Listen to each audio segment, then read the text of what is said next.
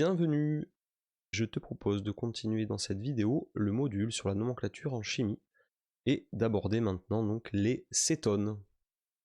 Je t'ai dessiné ici 4 molécules. La première, c'est le butane, donc chaîne carbonée à 4 carbones, un alcane linéaire.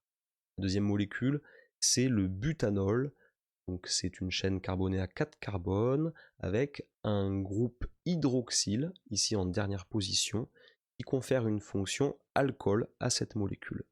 La troisième molécule, c'est le butanal, donc c'est une chaîne carbonée à 4 atomes de carbone, avec sur le carbone numéro 1, un groupe carbonyle, et ici une fonction aldéhyde, puisque le carbone porte aussi un atome d'hydrogène. Et bien maintenant, tu peux découvrir la butanone, ou plutôt ici la butane 2-on. On retrouve le groupe carbonyle comme dans l'aldéhyde, sauf que l'atome de carbone qui porte la double liaison 1 et qui fait une double liaison avec l'oxygène est lié à 2 atomes de carbone. Et bien ce groupe carbonyle ici correspond à une fonction cétone. La chaîne carbonée elle est de 4 atomes de carbone. Et bien je vais encore minimiser le numéro carbone qui porte la fonction principale. Donc ici on a une chaîne carbonée de type but, butane, tiré, et en position 2 la fonction on. Alors je te propose de nommer cette molécule, de mettre la vidéo en pause et tenter ta chance. Alors cette molécule, eh bien la chaîne carbonée la plus longue que je peux numéroter et qui comporte la fonction principale, et dans laquelle je vais faire en sorte que cette fonction principale, qui ici est donc une cétone, ait le numéro le plus petit possible, eh bien ça fait 1, 2, 3, 4, 5, 6, 7, 8, et là que je fasse 9 ici ou 9 là, ça ne change rien. Tu reconnais ici le groupe carbonyle, tu vois que c'est un carbone qui est lié à 2 autres carbones, donc c'est une cétone qui est en position 3. Ta chaîne carbonée la plus longue, elle est longue de 9, donc ça va faire du non. Il n'y a pas de double liaison carbone-carbone, il y a certes une double liaison carbone-oxygène, mais ça reste dans la cétone, ça ne va pas faire un alcène. Donc on a nonan, et comme c'est en position 3, il y a la fonction cétone, et bien c'est nonan-3-on. Il ne te reste plus qu'à donner les substituants et à les numéroter. Donc tu as un substituant éthyle ici qui est en position 6, donc 6 éthyle. Je le mets en premier parce que éthyle ça commence par E, ça vient avant méthyle, même si ici il y a 2 méthyles et que ça va faire diméthyle. Je ne te réfère ici qu'à la lettre M. Et ces 2 substituants méthyle sont en position 5 et 9, ce qui te donne 6 éthyle, 5,9-10-méthyle, nonan3-on. Alors, nouveau challenge, est-ce que tu peux dessiner cette molécule que j'ai nommée?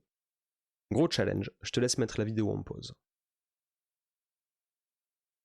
Alors, ici, tu repères le indec, c'est-à-dire une chaîne carbonée à 11 carbones. Donc tu commences par placer 11 carbones avec un espacement suffisant puisqu'il faudra mettre des H et probablement des substituants. Donc 1, 2, 3, 4, 5, 6, 7, 8, 9, 10, 11 carbones. Ça c'est le indec chaîne carbonée à 11 carbones. En position 2 et 6, il y aura des doubles liaisons, mais je vais commencer par repérer la fonction principale. Il s'agit d'une cétone qui est en position 4. Alors je vais faire 1, 2, 3, 4. Alors je pourrais démarrer de la gauche. D'ailleurs je vais démarrer de la gauche. Et ça c'est comme on veut. 1, 2, 3, 4. En position 4, tu as donc une fonction cétone. Ça me permet de voir que le carbone 2 et le carbone 6, eh bien, ils sont là et là. En position 2, tu as une double liaison qui démarre. En position 6, tu as une autre double liaison qui démarre. Donc je fais exprès de commenter comme ça, pour pas qu'il y ait d'ambiguïté. C'est pas entre 5 et 6, puisqu'il y a marqué 6, je la démarre à partir du 6e carbone, cette double liaison. Et puis en position 2,5 et 8, il y a des méthyles, donc triméthyle, 2,5,8. Donc en position 2 ici, je mets un méthyle. En position 5, je mets un autre méthyle.